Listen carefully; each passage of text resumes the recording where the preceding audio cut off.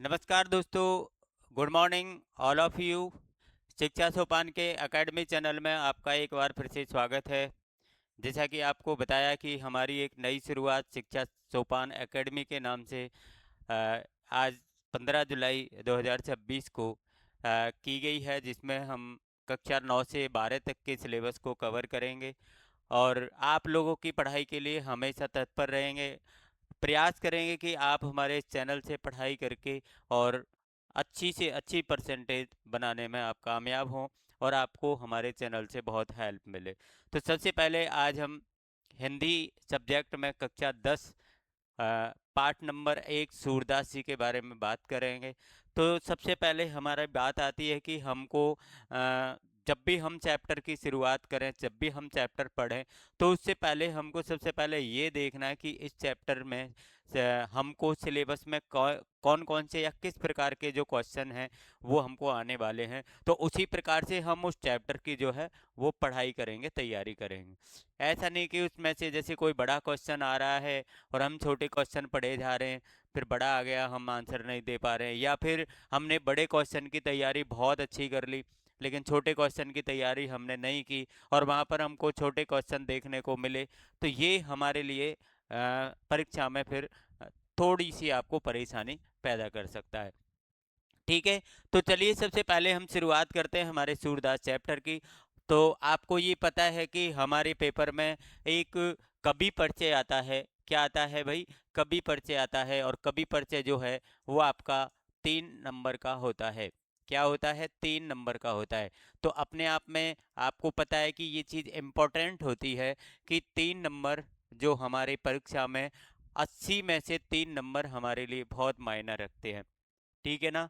तो 3 नंबर यदि अपन ओवरऑल माने 6 सब्जेक्ट में, तो आपको आधी परसेंटेज जो है बढ़ाने का काम करेंगे, क्योंकि 6 नंबर पे आपकी 1% बनती है। तो 3 नंबर हमारे लिए ऐसा तो है नहीं कि 3 नंबर छोड़ सकते हैं या कभी परिचय हमसे तो नहीं हो रहा। कभी परिचय की सीधी और सिंपल जो चीज़ें हैं वो मैं आपको यहाँ पर थोड़ा सा बताऊंगा। अपन को ध्यान रखना है कि पहली बात तो ये कि हम कभी परिचय में हमको लिखना क्या है। काफ़ी स्टूडेंट जो होते हैं वो कवि परिचय को ऐसे भर देते हैं, एक शुरुआत की लिखने की, और लिखने की शुरुआत करके और एंड तक उसको ले गए और एक एक पेज हमने पूरा कवि के बारे में भर दिया। बिल्कुल आपको नंबर नहीं मिलेंगे। काफ़ी बार हम सोचते हैं जब हमारा रिजल्ट आता है कि हमारा तो पेपर बहुत अच्छा था, कभी परिचय भी हमने किया था, ये भी हमने किया था, सारे क्वेश्चन हमारे सही थे, लेकिन हमारे नंबर कहाँ कट गए? तो नंबर कट गए आपके प्रेजेंटेशन के। मतलब मायना रखता है आपका प्रेजेंटेशन कि आप क्वेश्चन का आंसर जो दे रहे हैं वो आंसर आप किस प्रकार से दे रहे हैं, ये आपके टीचर को प्रभावित करता है। जो कॉपी चेक कर रहा है वो आपके बारे में कुछ नहीं जानता। माना कि आपकी कॉपी मेरे पास आ गई, मैं उसको चेक कर रहा हूं, तो मैं आपके बारे में कुछ नहीं जानता। मैं केवल ये जानता हूं कि ये कॉपी आपकी है और इस कॉपी के अंदर आपने कितना अपना प्रभाव छोड़ा है। वो प्रभाव जो है वो मुझे प्रभावित करेगा और मुझे ये बताएगा कि ये स्टूडेंट कैसा है। तो मेरी नज़र में आपकी जो पहचान है वो आपकी कॉपी से है, न कि आपसे। आप कितने इंटेलिजेंट हैं, आप कौन हैं, आप क्या हैं, ये मेरे लिए कोई मायना नहीं रखता। और मायना रखता भी है तो मैं आपको जानता ही नहीं हूँ, मैंने आपको देखा नहीं, मैं आपसे परिचित नहीं। तो इसमें जीरो प्रभाव इसका रहेगा। प्रभाव किसका रहेगा? आपकी कॉपी का। कॉपी में आपने क्या लिखा है। तो सबसे पहले अपन देखेंगे कि कभी परिचय यदि हमको परीक्षा में एक क्वेश्चन आएगा ही, तो हम करेंगे कैसे, कवि परिचय को हम करेंगे कैसे, हमारा प्रेजेंटेशन का तरीका क्या होना चाहिए, उसमें हमको क्या क्या समाहित करना है। तो कवि परिचय के अंदर अपन को देखिए, एक तो कवि का जीवन परिचय अपन को लिखना है, एक कवि का साहित्यिक परिचय अपन को लिखना है, उसकी रचनाएं हमको लिखनी है, यदि उसने किसी भी प्रकार का साहित्य में उनका कोई विशेष योगदान है वो अपन को लिखना है। इसके अलावा उन्होंने कोई भाषा शैली कौन सी है वो लिखनी है। इसके अलावा उन्होंने विशेष छंदों का या रसों का या अन्य किसी भी प्रकार से विशेष उन्होंने कोई भी कार्य किया है, तो इनको हमें इसके अंदर लिखना होता है। इसको आप 2-3 भागों में डिवाइड करिए। आपको मैं बता रहा हूँ यहाँ पर तरीका, जिस प्रकार से यदि आपने कभी पर से लिखा तो आपको 3 में से 3 नंबर देने से कोई नहीं रोक सकता। आपको नंबर 100% पूरे मिलेंगे। लेकिन लिखना है आपको इसी प्रकार से। आपको यदि देखिए कवि परिचय आ गया, तो सबसे पहले हम कवि का क्या लिखेंगे, जीवन परिचय लिखेंगे। यहाँ पर अपन क्या लिखेंगे, ये देखिए यहाँ पर हम कवि परिचय सबसे पहले हमने लिखा, जीवन परिचय लिखेंगे। क्या लिखेंगे भैया, जीवन परिचय, क्योंकि जीवन परिचय में हमको शुरुआत करने हैं। अब जीवन परिचय के अंदर आपको लिखना क्या है, जीवन परिचय के अंदर आपको दो तीन बातें सिलेक्टेड लिखनी है। और सिलेक्टेड बातों में क्या आएगा, एक तो उसका जन्म कब और कहाँ हुआ, ठीक है ना, एक तो जन्म से संबंधित आपको चीजें लिखनी है। एक यदि उनके जीवन में कोई विशेष बात है, यदि उनके जीवन में कोई विशेष ऐसा कार्य है, वो आप लिख सकते हो। और एक लाइन ऐसी है जो आप हर कवि के अंदर लिख सकते हो, हर कवि के परिचय के अंदर आप लिख सकते हो। कौन सी लाइन है, कि इनका जीवन अभावों में, कष्टों में, कठिनाइयों में, दुखों में व्यतीत हुआ। क्योंकि प्रत्येक कवि का, प्रत्येक लेखक का जो जीवन है वो कठिनाइयों में या अभावों में या दुख और कष्टों में ही व्यतीत होता है। तो चलिए अपन शुरुआत करते हैं सूरदास जी की। तो सूरदास जी के जन्म के बारे में यदि बात करें, तो जन्म के बारे में मैंने जन्म इनका हुआ है 1478 ईस्वी में, ठीक है ना, 1478 ईस्वी में सूरदास जी का जन्म हुआ है। यदि अपन इनके स्थान की बात करें, तो स्थान जो है वो दो स्थान इनके क्या है, मान्यता में है। अब ये दो स्थान क्यों है, कि कई बार क्या होता है कि कोई कवि या लेखक की प्रामाणिक जानकारी हमें प्राप्त नहीं हो पाती है, और प्रामाणिक जानकारी प्राप्त नहीं होने के कारण वहां पर आइडिया से या उनकी रचनाओं के आधार पर या उनके कार्यों के आधार पर उस जगह को क्या किया जाता है, अनुमानित किया जाता है। तो यहाँ पर दो अनुमान यहाँ पर दिए गए हैं, और दो अनुमान कौन से हैं, जन्म स्थान के, जन्म स्थान, जन्म स्थान के दो अनुमान है। एक पहला अनुमान जो है आपका, वो है आपका मथुरा के पास रेणुका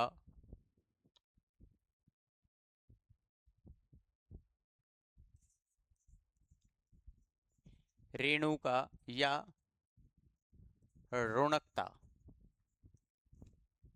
ठीक है ना, रेणुका या रोणकता नामक स्थान पर एक मान्यता है इनकी। और दूसरी इनकी मान्यता है दिल्ली के पास, दिल्ली के पास सीही गांव में, सीही गांव में, ठीक है ना। दो अपन को ये मान्यता जो है वो अपन को याद रखनी है। तो देखिए जन्म से संबंधित तो आपकी ये चीजें आपकी क्लियर हो गई, कि इनकी दो मान्यताएं हैं। जन्म इनका 1478 में हुआ है, जन्म स्थान इनका कहाँ पर है, मथुरा के पास रोणकता या रेणुका स्थान, और दिल्ली के पास सीही नामक स्थान पर माना जाता है। यहाँ पर आपको माना जाता है शब्द जरूर यूज करना है, ठीक है ना। अब जीवन परिचय में ही और अपन को क्या लिखना है, जीवन परिचय में ही, अब देखिए मैं इनको पॉइंट टू पॉइंट लिख रहा हूँ, लेकिन आपको उस समय एक लैंग्वेज में व्यवस्थित करके बहुत अच्छे तरीके से लिखना है। और कैसे लिखना है वो भी मैं आपको यहाँ पर बताऊंगा। अभी मुख्य मुख्य बातें अपन को लिखनी है, कि इनके जीवन में क्या क्या हुआ है। तो एक ये अष्टछाप के कवि थे, अष्टछाप के कवियों में से, ठीक है ना, अष्टछाप के कवियों में से ये एक रहे हैं। अगली बात यदि अपन बात करें, तो इनके जो गुरु थे, गुरु कौन थे, वल्लभाचार्य, वल्लभाचार्य जी इनके क्या रहे हैं, इनके गुरु रहे हैं, वल्लभाचार्य जी इनके गुरु रहे हैं। और अपन क्या लिख सकते हैं, लिख सकते हैं अपन ये मथुरा व वृंदावन के मध्य गऊ घाट पर ये रहते थे, गऊ घाट पर रहते थे, ठीक है ना। ये जन्म से संबंधित यदि आपको इतना सा भी पता है, दो तीन चीजें पता है, तो आपकी चार पांच लाइनों का आपका जुगाड़ हो जाएगा। और जीवन एक फ्रेश पन्ने के अंदर आपको कवि परिचय पढ़ना है, करना है कॉपी के अंदर, ये अपन को ध्यान रखना है। और लास्ट में आपको पेपर से पहले जब आपके बोर्ड के पेपर होंगे तो उनसे पहले हम आपको पेपर कैसे किया जाता है, पेपर को हल कैसे करना है, वो मैं आपको बताऊंगा। यदि मेरी बातों को आपने फॉलो किया होगा, मेरी बातों से यदि आप प्रभावित होंगे, मेरी बातों को आप यूज करेंगे पेपर के अंदर, 101% आपको अच्छे मार्क्स जो है वो मिलेंगे। मैं पुरानी आपको मॉडल कॉपी भी जो बोर्ड के द्वारा डाली जाती है उनको भी अपन देखेंगे, उनका एनालिसिस करेंगे, पढ़ेंगे। तो ये चीज आपको जन्म के बारे में लिखना है, जीवन के बारे में लिखना है। अब आपको क्या करना है, इसको एक व्यवस्थित तरीके से लिखना है। व्यवस्थित तरीके से कैसे लिखेंगे, अपन लिख देंगे कि सूरदास जी का जन्म सन 1478 ईस्वी में हुआ था, ठीक है ना। एक मान्यता के अनुसार इनका जन्म मथुरा के पास रेणुका या रुणकता नामक स्थान पर माना जाता है, जबकि दूसरी मान्यता के अनुसार दिल्ली के पास सीही गांव में माना जाता है। ठीक है, ये जन्म से संबंधित हो गया। सूरदास जी को अष्टछाप के कवियों में से एक कवि माना जाता है। सूरदास जी के गुरु बल्लवाचार्य जी थे। ये मथुरा एवं वृंदावन के मध्य गऊ घाट पर निवास करते थे। आप इसमें और भी एक इसमें लिखा गया है कि श्रीनाथ जी के मंदिर में ये भजन कीर्तन करते थे। मंदिर में भजन कीर्तन करते थे।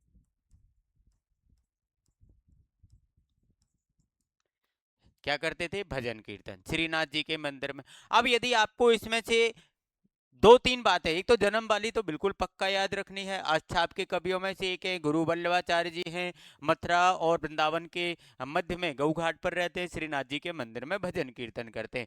ऐसे शॉर्ट रूप में आप अपने दिमाग में बिठा लो, और इसके बाद आपको जब परीक्षा के अंदर प्रश्न करना हो तो आप इसको एक व्यवस्थित तरीके से लाइन टू लाइन ऐसे जमा दो, बहुत बढ़िया ढंग से। ठीक है, ओके। चलो, अगला जो हमारा इसके अंदर पार्ट जो आएगा, अगला पार्ट हमारा रहेगा इनका साहित्यिक परिचय। अगला पार्ट क्या रहेगा इनका, साहित्यिक परिचय।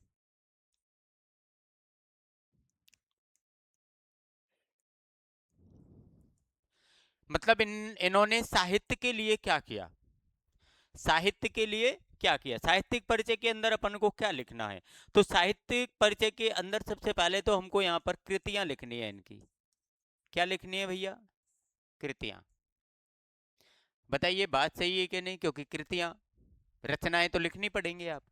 अब देखिए, इनकी मात्र 3 रचना ज्यादातर हमारी जो है वो पढ़ी जाती हैं, सुनी जाती हैं, प्रामाणिक है।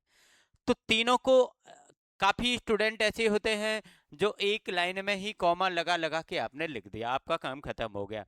मैं कहता हूं आपको एक पेज पूरा भरना है कभी पढ़ते में। अब आप कहोगे सर एक पेज तो बहुत ज्यादा हो जाएगा, नहीं होगा भैया, मैं कह रहा हूं जैसे आप लिखो तो सही, आपका एक पेज ऐसे भर जाएगा छूमंतर में।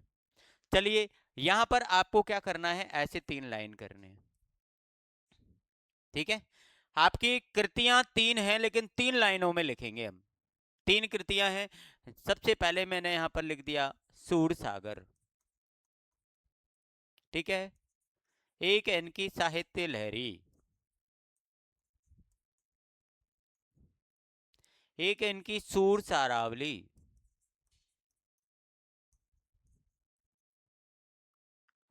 ठीक है,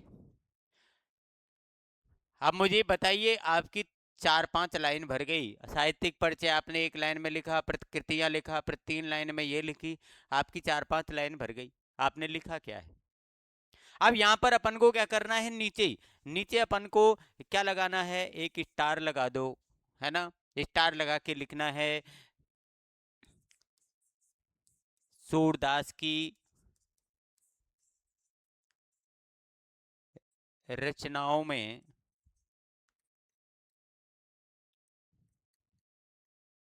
सूर सागर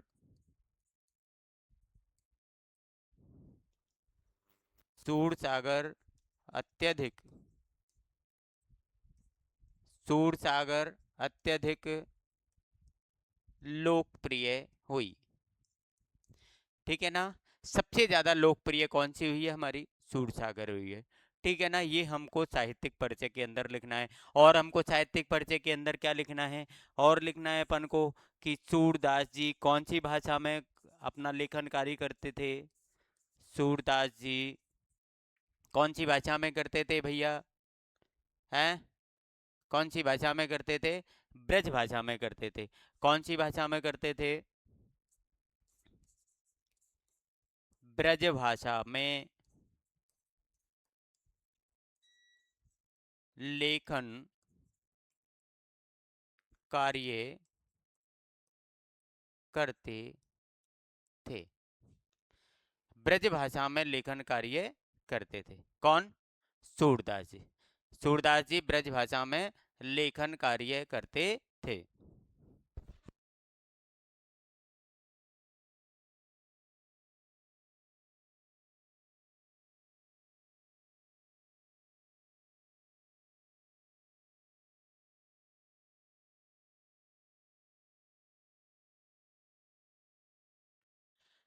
आगे हमको क्या लिखना है, इसके दो हमको इन्होंने रसों का प्रयोग किया है।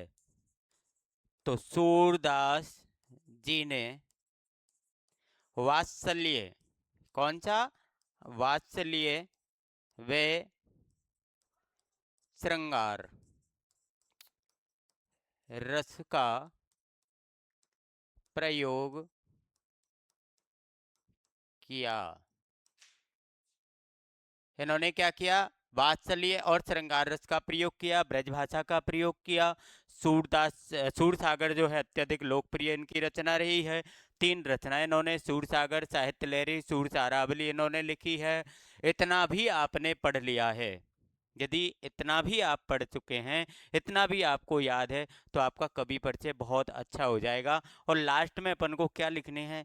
लास्ट में हमको लिखनी है यहाँ पर मृत्यु। लास्ट में क्या लिखेंगे? मृत्यु। अब मृत्यु में अपन क्या लिख देंगे? सूरदास जी का निधन सन 1583 ईस्वी में पारसौली नामक स्थान पर हुआ था। पारसौली नामक स्थान पर हुआ था। ठीक है ना। ये अपन को इनकी मृत्यु से, यदि इतना आपने याद कर लिया, आप सूरदास जी का बहुत अच्छा कवि परिचय आप लिख सकते हैं। यदि आपके पास इतना मैटर है तो एक बार इसको दोबारा से अपन रिपीट कर लेते हैं। ठीक है ना। सूरदास जी का कवि परिचय अपन को लिखना है, जीवन के बारे में लिखेंगे आप।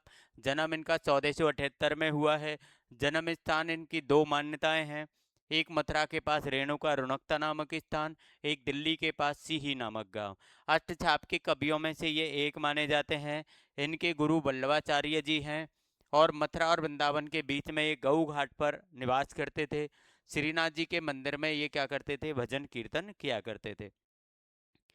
अगला जो साहित्यिक परिचय अपन को देखना है, इनकी कृतियां लिखनी है 3, सूरसागर, साहित्य लहरी और सूरसारावली, है ना। इनकी रचनाओं में सबसे ज्यादा फेमस रही सूरसागर। इसके अलावा सूरदास जी ब्रजभाषा में लेखन कार्य करते हैं। सूरदास जी ने वात्सल्य और श्रृंगार, वात्सल्य और श्रृंगार रस का प्रयोग किया है। और इनकी जो मृत्यु है वो 1583 ईस्वी में पारसौली नामक स्थान पर हुई थी। इतना यदि आपने अच्छे ढंग से याद कर लिया और अच्छे ढंग से उसको व्यवस्थित करके लिख दिया, तो मैं आपसे गारंटी देता हूं कि आपको 3 नंबर मिलने से कोई नहीं रोक सकता, कोई नहीं रोक सकता। इस प्रकार से आप कभी परिचय याद कर लीजिए। वीडियो को पूरा देखना, वीडियो को पूरा देख करके एक बार रब वर्क कर लेना कि ये चीज़ें मुझे सूरदास जी के बारे में पढ़नी है, याद करनी है। यदि आपको याद हो गई, उसको जमाना हम बाद में भी सीख सकते हैं। उसको व्यवस्थित कैसे करेंगे, हम कैसे उसको अच्छी ढंग से प्रेजेंट कर सकते हैं टीचर के सामने, वो अपना बाद का काम है। पहले हमको ये पता चले कि मुझे लिखना क्या है। ठीक है। तो मुझे ऐसी आशा है कि आपको ये कवि परिचय बहुत अच्छी तरीके से समझ में आ गया होगा। आगे हम इसकी रीडिंग करेंगे, पूरे चैप्टर को हम अच्छी प्रकार से समझेंगे, जिससे कि आप आराम से अपना पद्यांश की व्याख्या भी कर सकें और उसमें आए हुए क्वेश्चनों को भी कर सकें। ठीक है। तो ये कवि परिचय आप तैयार कर लीजिए। 3 नंबर का कवि परिचय आपको आता है, बहुत इंपॉर्टेंट मार्क्स हमारे लिए होते हैं। तो इसको आप तैयार करिए, रबर करिए, बार बार करिए और इसको रिवाइज करते रहिए। ठीक है। Thank you for your support and best of luck for your bright future.